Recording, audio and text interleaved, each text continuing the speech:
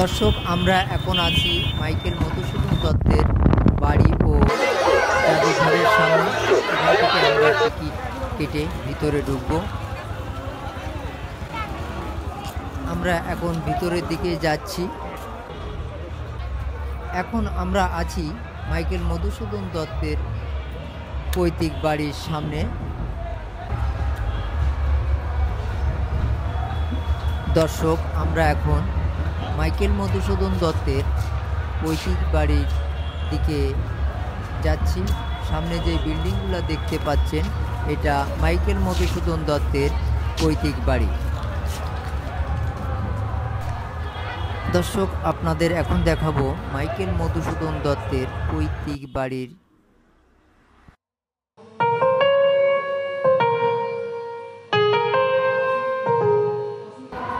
পশ্চিম পাশে পুকুরঘাট ও আমগাছ রয়েছে, সেটা আপনারা দেখতে পাচ্ছেন।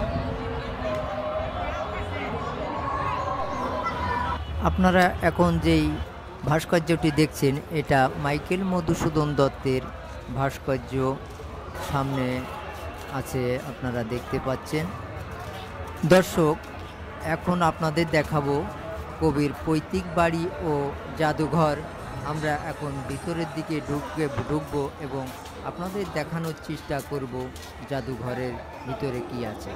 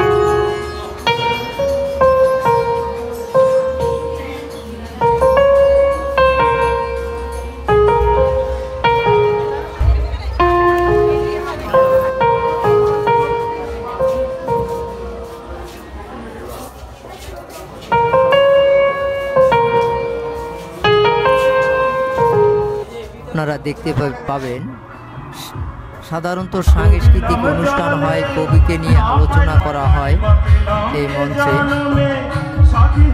সাংস্কৃতিক অনুষ্ঠানগুলো এখানে দেখানো হয়। দর্শক, আমরা এখন চলে এসেছি মেলার মাঠে। এখানে উন্মুক্ত মঞ্চ, সাংস্কৃতিক অনুষ্ঠান এবং আলোচনা অনুষ্ঠান এখানে হয়। দর্শক, এখানে বিভিন্ন ধরনের রাইডস রয়েছে। এখানে দর্শনার্থীরা আসে এবং ভিড় জমায় এবং বিভিন্ন রাইডসে উঠে তারা আনন্দ উপভোগ করে।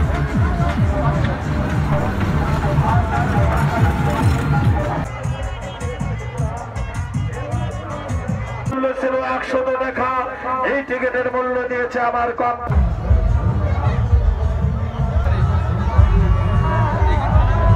দর্শক, এখানে আপনারা দেখতে পাবেন শীতকালীন কম্বল বিক্রি করছে, বিভিন্ন ধরনের জামা কাপড় বিক্রি করছে, গেঞ্জি বিক্রি করছে এবং কোটি, পাঞ্জাবি, এই ধরনের সব ধরনের জিনিসপত্র আপনারা এখানে